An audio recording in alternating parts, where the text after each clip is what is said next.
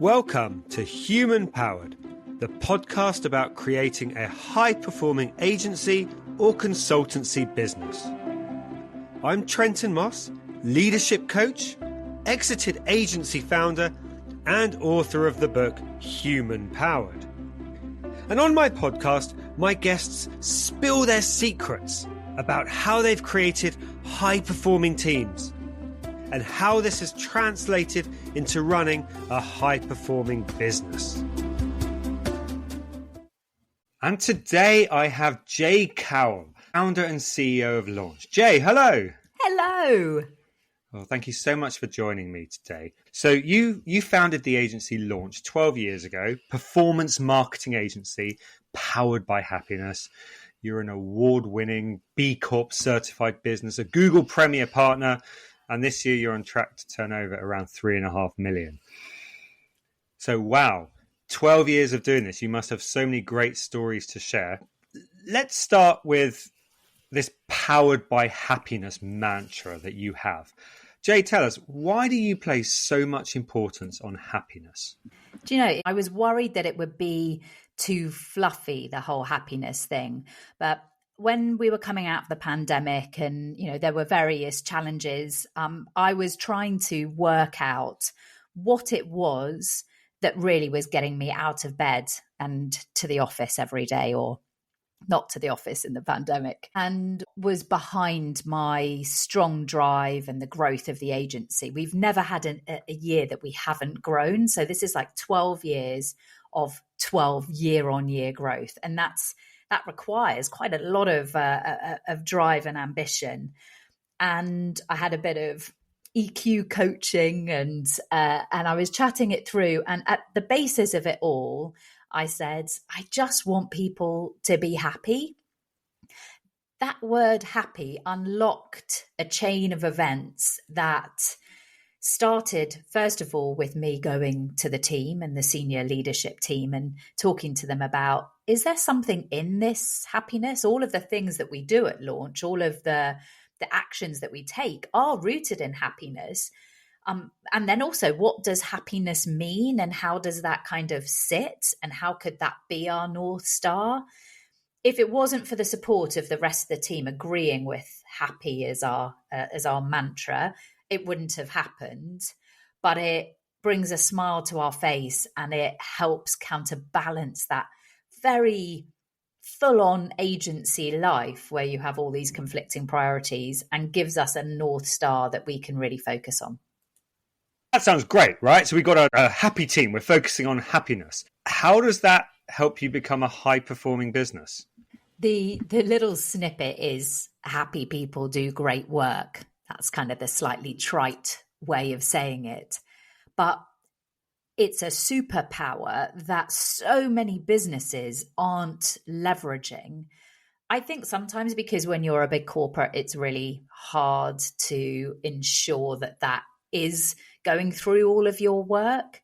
But when you're a small, nimble, agile SME, you do have that power to leverage and set up your business practices in a way that can be powered by happiness. To be an agency, you have to be high performing. You have to be worth employing because otherwise a company will just bring those services in-house. You have to be bringing something new and a skill set that helps your clients be able to get that competitive edge.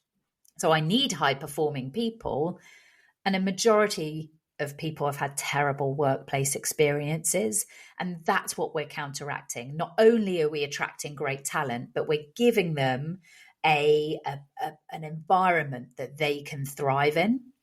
Tell me more about that. What are some of the specific things that you do to embed happiness in everything you do and, as you said, create that environment they can thrive in? When I realized that happiness was our North Star and we hadn't really formalized how that appeared, I obviously had to go deep into research about actually what is happiness. And one of the first books that I read and something that really stood out to me was Dan Pink's book, Drive. And he talks about autonomy, mastery, and purpose. He talks about how human beings, although as workplace managers and creators, we think it's all about salary and money and a ping pong table. He actually goes into the psychology of what creates high performing teams and what motivates people, and understanding this autonomy, mastery, and purpose. Autonomy, that people have the ability to affect change, that they are able to control things and make a difference and not be micromanaged. Mastery, that they know how to get the job done, that they're given additional skills and support and learning and development. They keep growing in that mastery. And purpose, why the hell they're doing it. That is one of the biggest things that I think has been missing in a lot of workplaces, that has become quite fashionable in the last 5 or so years, but is quite easy to game. And you could have like a purpose that's on your wall, or values that are on your wall, that isn't actually baked into what you do. It sounds like you're kind of baking in these concepts of autonomy, mastery, and purpose into everything you're doing. I want to do a bit of a deep dive into each one of these three then, and I want to hear a bit more about what specifically you're doing. So let's start with autonomy. And you talked about autonomy being allowing people to kind of take control of what they're doing and affect change. Tell me how you enable your team members to have that autonomy. So when you are growing, which we have been doing, our goal this year is to hit the 3.5 million mark. And last year we were 2.8 million. And the year before we were 2.2 million. So we're changing the plane as we're flying it. We started with a little tiny plane that was probably twin propeller, or maybe even a single propeller. And now we're at the stage, not quite a Boeing 747, but we are refitting this plane. And in order to be able to give our team autonomy, we've put in things like a career path framework, core competencies. These things, though, have to be constantly updated, and they're living and breathing documents. But also, it takes quite a lot to be able to create these documents from scratch. So I have a phenomenal operations director who helps with that, whose superpower is kind of people deployment. And so that's where we kind of bake autonomy into it. It's a balancing act. There are times where it's working really well. There are times that it isn't. So in order to maximize that, you have to have a psychologically safe culture where people can put their hand up and say, this is working well and this isn't working well. One of the things we used to use was office vibe. So as well as a six monthly independent employee survey, which is the usual kind of 30 big full-on questions. That's only every 6 months. We also had Office Vibe, which was the temperature check every week, finding out how people were feeling and asking them kind of questions about all of the different areas. We started to see that there was a bit of disengagement with that, because the questions are quite formulaic, and it is an American system, or it certainly was. I don't know if it's been bought since. It just felt almost like it was not human enough, especially in a world of AI driven initiatives. It felt a bit AI before even AI was a big thing. So we've moved to Friday Pulse, actually. And why I like Friday Pulse is it's British, created by Nick Marks, who's actually a happiness expert and is a statistician by trade. He created the Happy Planet Index. He's absolutely awesome. He has created this, and you can say bad as well as good things. So every week it asks you a question out of 5. How happy were you at work this week? So you get this temperature check, but you have the ability to share a frustration, share an idea, say thank you to colleagues, and they get a little message, or have a celebration. And that happens every single week. So I know that your original question there was about autonomy, but having a feedback culture is part of that, to ensure that when people put their hand up and say, this is holding me back, or this is working for me, that you have that chain of feedback moments that people can affect change and help you refit the plane as you're flying it. I love that. So you've got a culture with psychological safety at the core there. And in terms of helping people to have that autonomy, it's then about, right, talk to us. What's going on? What's not working well? What do you think you might be able to do? And by having that culture and things like Friday Pulse, people are then able to affect change and have ownership over what they're doing. Exactly.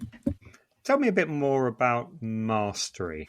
So when an agency is set up, they're normally selling on time and materials. And we all want to get to this utopia of selling value. It's quite tricky. And within media, normally agencies are a percentage of that overall media spend. We don't do that. We're actually fixed fee. But the easiest way to work out how to deploy your team is by working out time, how much time that everybody has, and then deploying those hours according to the client. What we do, and what I was noticing with other agencies and team members who are coming to us that were burning out, we're first of all realistic about how many hours can be achieved. And we bake in 20% of the possible hours that people can be at their desk with learning and development. A little bit like unlimited holiday, you can say 20% of your hours are ring fence for learning and development, but actually making that happen is another thing, exactly like an unlimited holiday where people end up taking less holiday than before they had unlimited holiday. So we also bake in a weekly learning session on a Wednesday morning for an hour, and we get people to come in. We do shared peer-to-peer learning. We do Q&As and workshops to be able to help people learn not only the skills of paid media, CRO, data and measurement, but also what people call soft skills, which I think are actually the hardest skills: confidence training, conflict, giving meaningful feedback, things that are outside of our industry, SEO, or out of our agency, video production. So we have these learning sessions so that you constantly feel like you're moving. Well, not you just feel like you're moving forward, but that you are moving forward. Worst case scenario, one day I'm sure launch won't exist. And when people have joined and then in the future left, if they have moved forward with a growth mindset in a supportive environment, and they can say, here was an example where I could thrive at work, that's bloody awesome. And my sense of satisfaction goes through the roof. I can hear the passion just in your voice. You could be speaking Greek, Jay, and I would still know that whatever you're saying, you truly believe from within. You've got to have a reason to kind of get up and go to work. And although my skill set was marketing and then paid media, life is way bigger than that. Life is way bigger than bidding on, clothing to sell it. You have the power to be able to change human lives. And the more that we get into AI, the more I become passionate about people-powered performance. Okay, Jay, you've talked to us about autonomy. You've talked to us about mastery. Tell us a bit about the third part, purpose. So this, I think, is the most interesting and the hardest to get right. Why is it the hardest? Because in order to be able to understand what your business purpose is, you've kind of got to look at yourself first. And that's where that happy thing came for me. But I am one of many, many different personalities in the world. Nobody's got the same brain as me. So founder-led organizations, the founder does really need to go and look within first before they then look at the organization. So once I had done that piece of work, we went to the business. We actually had some help from the Future Kind Collective, which Alicia and Nat are awesome there. And there are various, cultural strategy companies and consultancies that can help. But by having that external person, you can prevent becoming too fixated in certain areas, and it gives you frameworks that you can then start to have conversations about purpose, about why you're all getting up. Because making sure that it's a shared purpose is really challenging. There's a journey you all have to go on, and that's why you look at lots of agencies and it's all, award-winning, ambitious, grow clients, because it's really hard to have something that stands out. And in order to have something that stands out and it isn't beige, you're going to have to put some people off, because beige nobody even notices, so therefore no one has strong feelings about. Finding a purpose that does stand out and that does have traction will put some people off. And we have definitely not won clients or not even had the lead in the first place because we've put people off with the whole happiness message. So I would say that having an external company help you with the journey towards purpose is important, so that you don't come out with something vanilla. If you come out with something vanilla, it's not going to be strong enough to make any of your employees feel something. And to begin with, that's what it's really there for, is for that employee-facing purpose. There are plenty of companies with strong purpose where their clients never even kind of see what that is. It is just internal facing. And then making sure you codify it with a set of values, with your purpose, vision, and mission, that you understand what all of those things are. And you take that whole team on the journey, which was really exciting for us. It involved quite a few Post-it notes. It involved being outside in nature, because that's kind of aligned with our values. It was a sunny day in Somerset and we had these big whiteboards. We stuck Post-it notes everywhere of what matters to us from our teammates, what matters to us from our clients. And together we formed our 4 values, which is happy to play, happy to create impact, happy to own it, and happy to grow. And all of those things speak to Dan Pink's autonomy, mastery, and purpose. And that idea of growth, making sure that who you were to begin with and who you are becoming are 2 different things, so that you have that forward momentum. Also growing our clients as well. What you've talked about so far sounds fantastic. You created your values and codified your purpose and so on. How do you take the momentum from that day and make sure that all of this stuff then sticks in the long term? And doesn't become just words on a wall. We have what's called a Moments That Matter manual, which sounds very Bristol, but it is a way of us making sure in, first of all, the employee journey, and now we're turning it into our client journey as well, that we can embed our values and hold people, celebrate their wins and work out where there's improvements, all using those values as common shared language. So where are you embodying those values? So on our annual appraisals, it's where have you felt like you have seen these values in what you're doing day to day? We hire, we fire, we recruit, we reward on all of, on these values. What's been fascinating, and I couldn't have predicted, is this is going far beyond just our employee experience. It is now shaping the solutions that we're offering to our clients and the mountain as a company that we're trying to climb, and elevated us beyond our current service offering, which has made work really exciting for me and has given me a new drive to try and make a bigger impact than we could have doing what we were doing before. That's super interesting. Tell me more about that.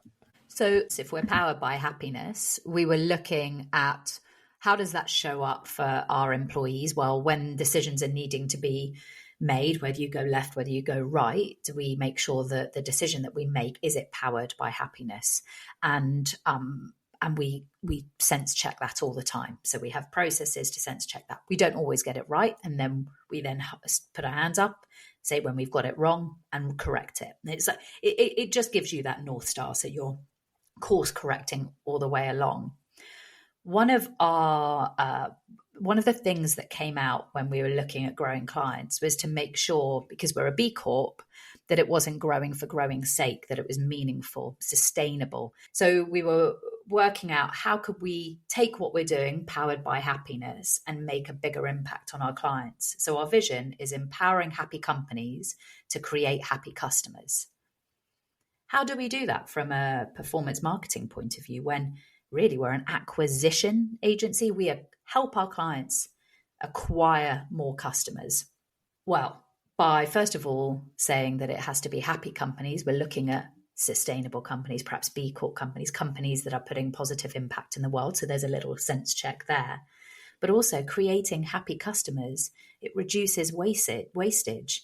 It creates more positive sentiment. It means that rather than this constant churning of more clicks, more impressions, more customers, we can look at also having an impact on retaining, on creating better experiences. But for where we are now and where we need to get to actually make a meaningful impact on that, there is a little bit of a mountain. So there are things along that way that we've identified that could help us climb that mountain. We wouldn't have done that if we hadn't have set these purpose, vision, and mission. And it came from really engaging with the employees, really creating a culture within the company where people could speak out, that the magic then comes through to the final customer experience. But it's a process. So powered by happiness really is embedded into everything that you do and underpins every part of your culture. Tell me, Jay, what happens when you hire people who don't fit within that mantra? Hiring is delicate and talking about it can be challenging. We have a very transparent culture, but I have learned that transparency only goes so far when employment law and HR is part of the mix. That's quite difficult for me because one of my personal values is authenticity. So I find it very hard not to completely wear my heart on my sleeve. As long as there is a culture of learning from failure and experimentation, making sure that there is some experimentation, there's always something positive you can get out of a negative situation. When we were smaller, we did hire the wrong person and 4 days later they exited the business. That's probably the quickest that it's ever happened. And you do get situations, a little bit of bro culture where it's like that's seen as like a thing that you shout about, like we hire slow, fire fast.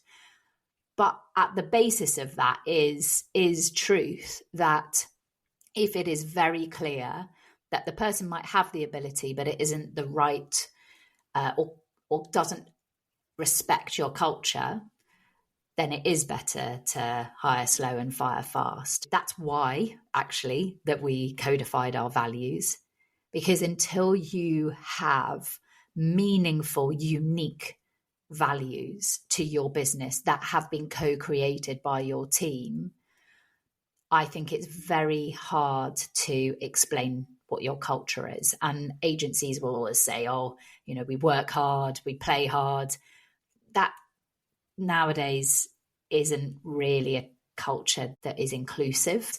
You have to be careful that when you're talking about culture, that it isn't exclusive, but you are really clear on the behaviors and the importance of those behaviors that you are expecting from the people that join. And I think great examples are Patagonia talking about they will hire first for people who are passionate about the mountains and about being outside beyond their skill set, because there's lots of skills that you can learn. That's where things are right, where you're really clear on what values you expect people to prioritize. You have huge amounts of clarity about what it means to be a member of the team at launch.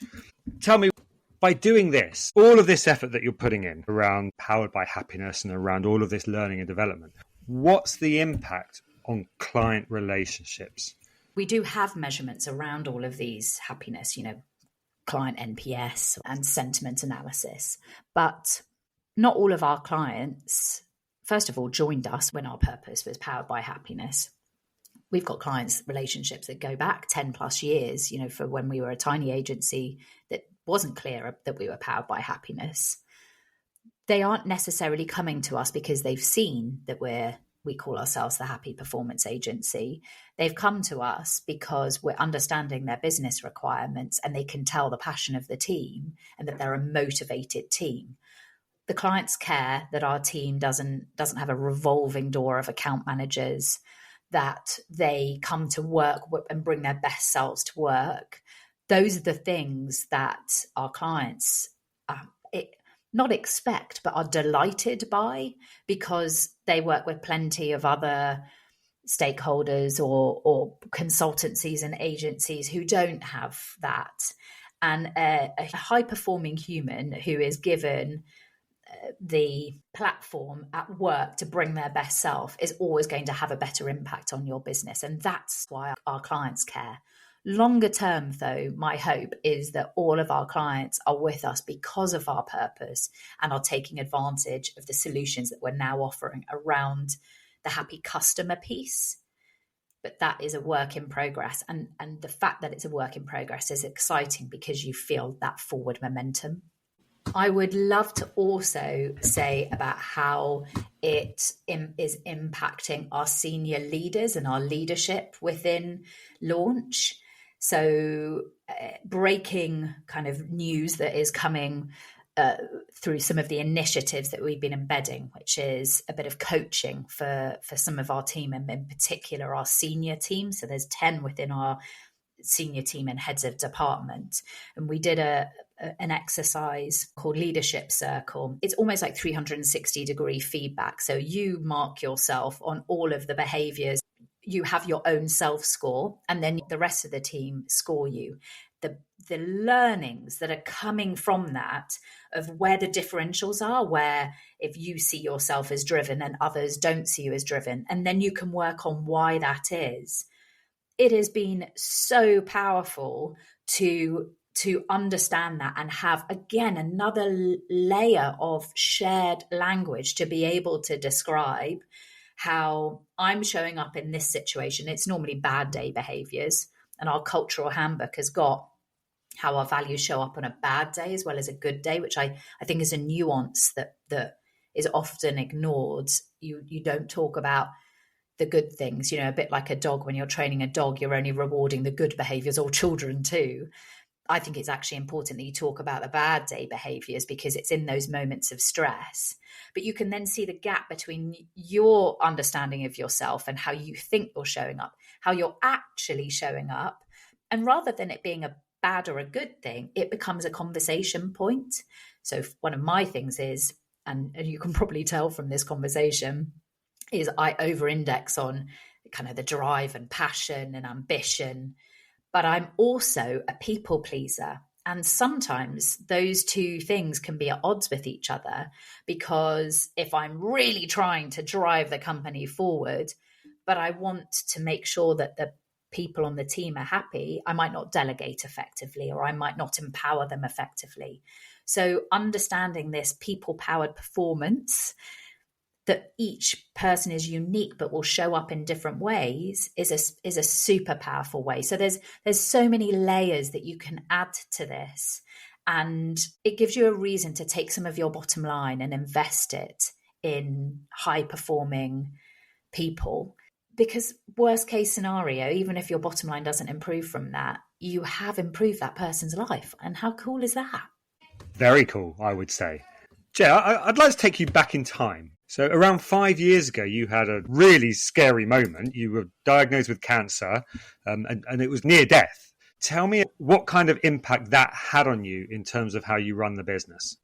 I reflect on this quite a lot, because I wasn't not positive before, and I wasn't not passionate before, but it has just perhaps made those things technicolor. So where I might have been a shade of pink before, I'm now neon. So it has enabled me to lean in to the things that I care passionately about, because you realize you never know what is going to be your last day. I also have invested more in my own learning and development as a result, because it forced me to step a bit back from client work. So I worked on the business more. 4 of my 5 top strengths are all within influencing. So I can see that that is one of my superpowers. And when you share the story of getting cancer and surviving, it makes others feel great because it gives them hope. Is one of the things that we fear most, and fear can control our behavior and cause us to do the opposite of amplifying our best things. We make ourselves smaller. We have then bad day behaviors. If you live without then the fear of dying, if you've looked down the barrel of the gun and you know how you felt, it means that you can live in a more amplified way. You can lean more into the things that you know you enjoy. And that's what I try and help others do. I try and help, by using that story, remove that fear of living to your full and try and influence people to be more empowered. Wow, that's really inspiring. And Jaye, you've been on this incredible journey for the past 12 years. Tell us a bit about what's next for you in the business. Well, definitely making sure the Powered by Happiness impacts that happy customer. We have got so many cool things happening in the next 9 months or so, including this brilliant report that we did, a survey of 250 global CMOs and how they measure, how they impact, what frustrations they have all around customer happiness. This idea that we're separating out sales from marketing, from finance, and that the happy customer potentially isn't something that's measured or isn't universally measured in the same way. So we're looking at measurement tools, we're looking at basically removing some of the barriers that prevent businesses from impacting that happy customer and creating more happy customers. That is, in the words of Seth Godin, work worth doing, because there are humans at the end of that. And being in digital marketing and paid media, we talk a lot about clicks, impressions, users, but they're all very unhuman. So if I can take what we do and make it more about humans and make it more for positive impact, my team are excited by that. I hope our clients will be excited by that. But it can just mean that in a world of beige, we're standing out for something that is meaningful and has a positive impact. Wow, that's just so inspiring.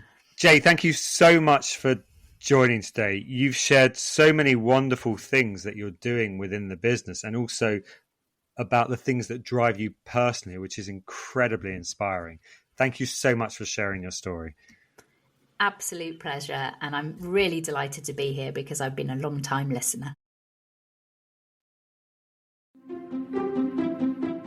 You've been listening to Human Powered, the podcast all about creating a high-performing agency or consultancy business. Thanks for tuning in.